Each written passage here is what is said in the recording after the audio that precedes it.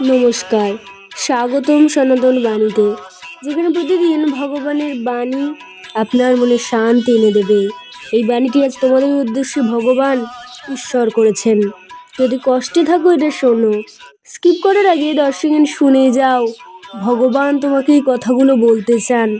ব্রহ্মা দেবের কিছু অনুপ্রেরণামূলক বাণী শোনো। সৃষ্টির শুরু তোমার চিন্তায়, পবিত্র ভাবনা থেকেই সুন্দর ভবিষ্যৎ গড়ে ওঠে।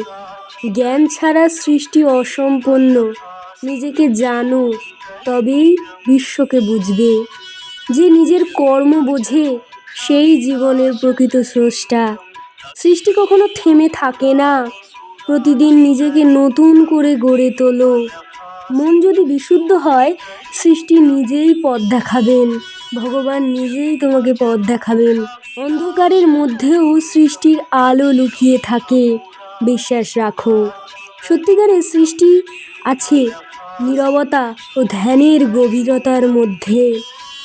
যা সৃষ্টি করো তাতে ভালোবাসা যোগ করো, তবেই তা চিরস্থায়ী থাকবে। জীবনে প্রতিটি মুহূর্তই নতুন সূচনার সুযোগ।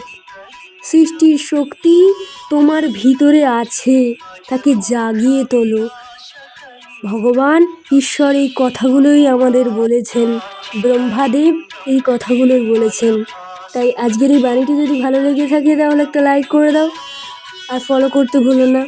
ইউটিউব থেকে দেখে থাকলে সাবস্ক্রাইব করতে ভুলো না। ভগবান তোমার আমার প্রতিটা জীবের, প্রতিটা প্রাণীর যেন মঙ্গল করেন, এটাই আমাদের কামনা, এটাই আমাদের বাসনা। তাই লাস্টে একটাই কথা বলতে চাই, কমেন্টে লিখে যাও, জয় ব্রহ্মাদেবের জয়। হে ব্রহ্মাদেব, তুমি আমাদের রক্ষা করো, আমাদের সুন্দরভাবে জীবন অতিবাহিত করার সুযোগ দাও, আমাদের বিশ্বকে সুন্দর করে তোলো। এর বেশি কিছুই চাই না।